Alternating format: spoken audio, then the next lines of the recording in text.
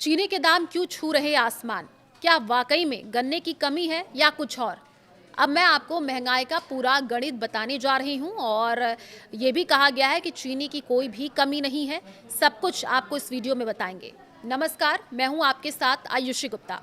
देखिए, पिछले कुछ दिनों में चीनी के दाम लगातार बढ़े हैं।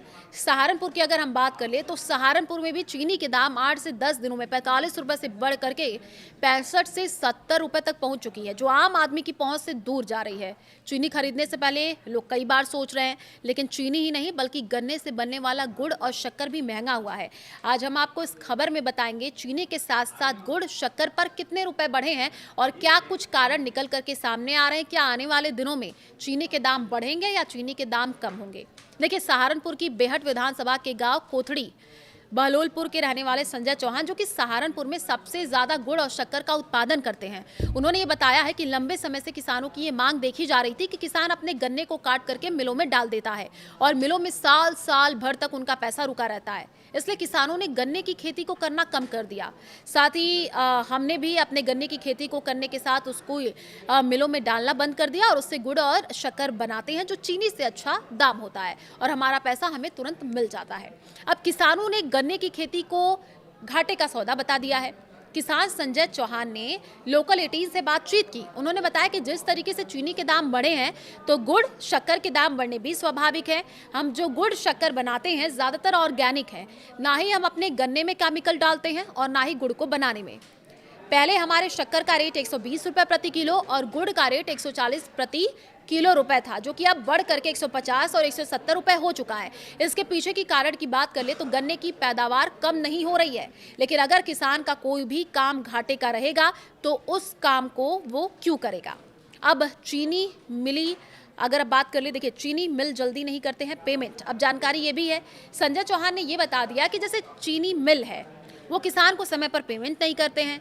एक साल चीनी मिल पर पैसे रहता है और दूसरे साल भी वो उसको रोक लेता है। तो 2 साल तक जब किसान का पैसा चीनी मिल पर रुका रहेगा तो ऐसी फसल क्यों करेगा।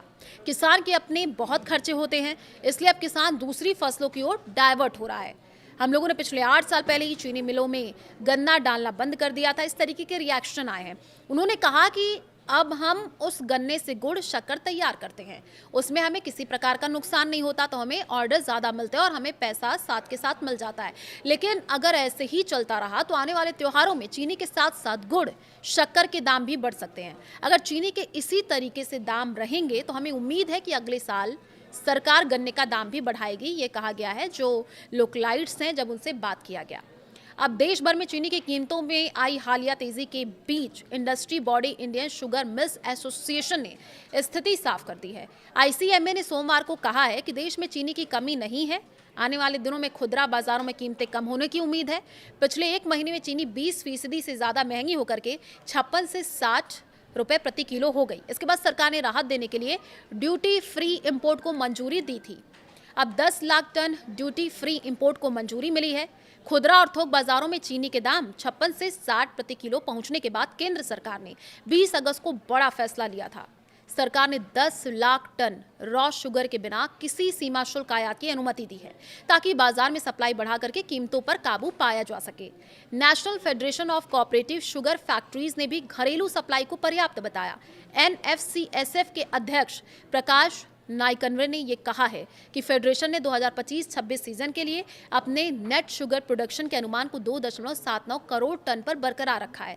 इसमें से करीब 24 लाख टन चीनी एथेनॉल उत्पादन के लिए डाइवर्ट की गई।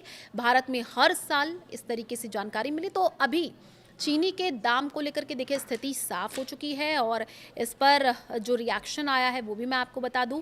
क्या कहा गया है, देश में चीनी की कमी नहीं है और जल्द ही जो कीमतें हैं वो घटेंगी। आईसीएमए बोला है कि त्योहारों के लिए पर्याप्त स्टॉक है। सरकार ने 10 लाख टन इंपोर्ट को मंजूरी दी थी।